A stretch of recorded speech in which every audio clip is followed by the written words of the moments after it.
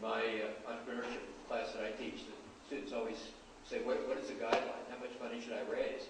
And my answer usually is you do your cash flow projection and figure out how much that tells you you need, and then double.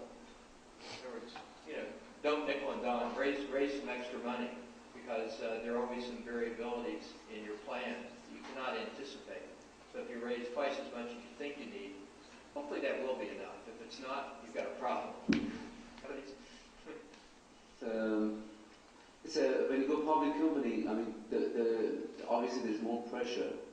When Yuri went public, Newbridge was already public when I joined. I remember the executive management, the amount of stress they were under. So I don't have experience of taking my own company public, but yeah, as you mentioned, right now it's not a good idea to even thinking of taking any company public. Anybody else want to comment? I met with a friend of mine this morning who took his company public back in November, and it was actually a relatively small IPO. They only raised about $90 million. I think one of the things with going public and the challenges is you want to go big if you go public.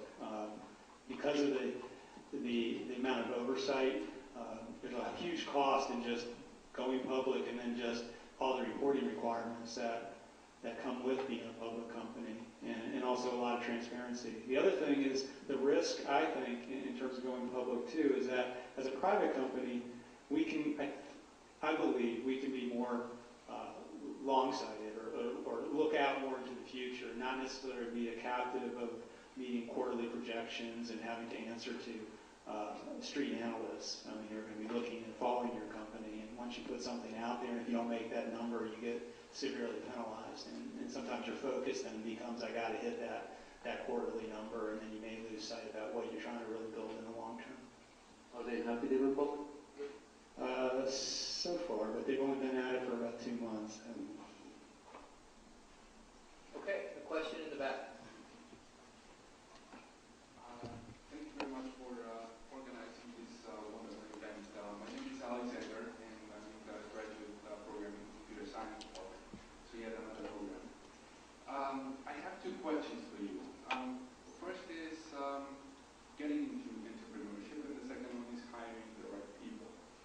So going to the first question, you advise students to go into entrepreneurship, but my question to you is, given your extensive background that you actually went and got a job, and you worked for some time in your jobs, and then you decided to start entrepreneurship, would you advise students to go directly, the graduate, to go directly to entrepreneurship, or going to get some experience before continuing and going boldly starting up on their own?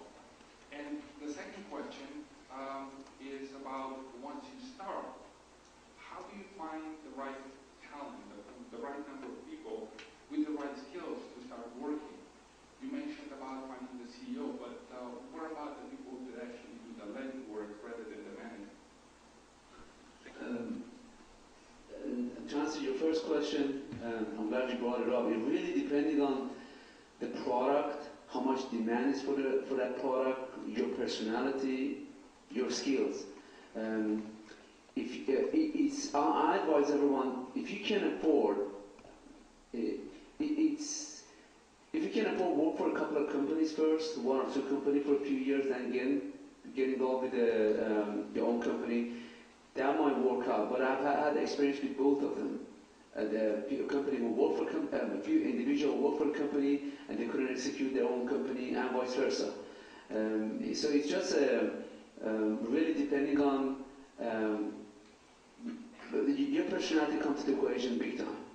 How your communication skill, as you mentioned, these set of skills. Some people it's in their DNA. Some people know they gotta work for a couple of companies to learn how to talk, to communicate with people, how to take order from the boss, or how to convey the messages. So it's a complicated. There's no easy answer for it.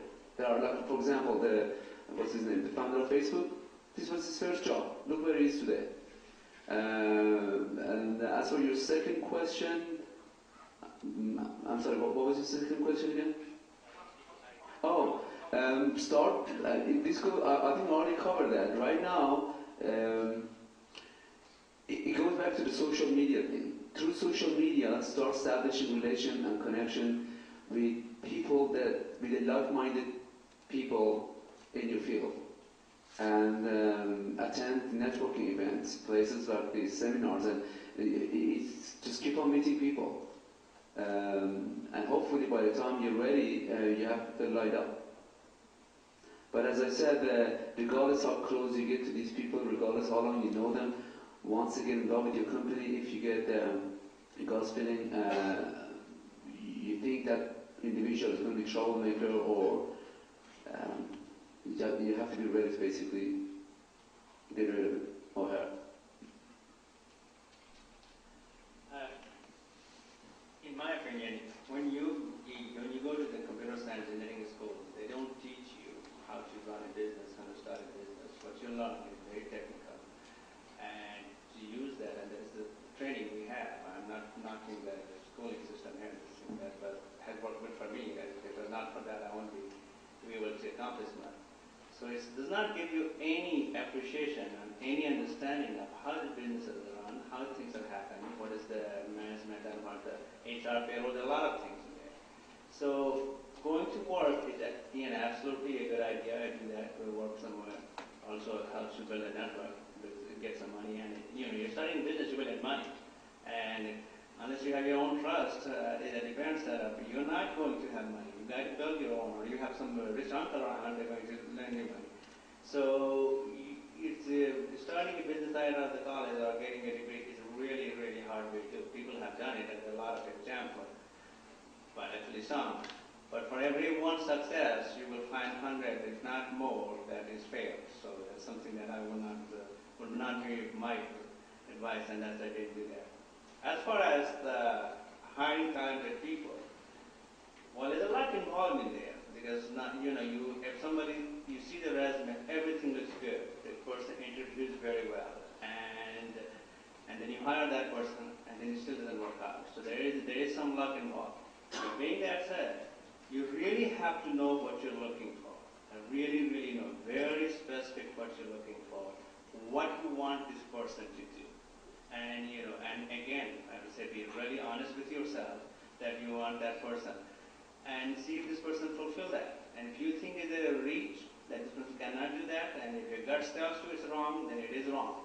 So hiring is as I said, it's a luck involved, because somebody comes really good on the paper, interviews very well. 1 week later, you say, boy, that's a colossal mistake. But it's too late to let somebody go. It's much easier to hire than fire, even though you have that authority. But trust me, it's a lot more fun to have somebody bring somebody in an office and I'm giving you a raise or giving you a bonus, or they tell the same, you're done. So you really have to do a lot of legwork before you hire somebody. Anything else, Scott?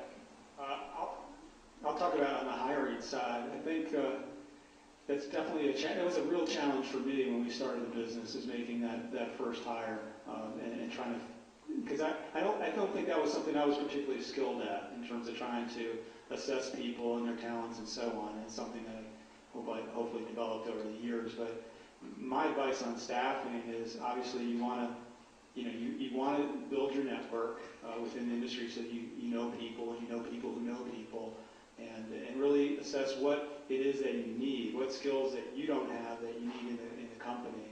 And the second part that's hard, and is I think we've talked a little bit about it, but it's finding the right people with the right values and character.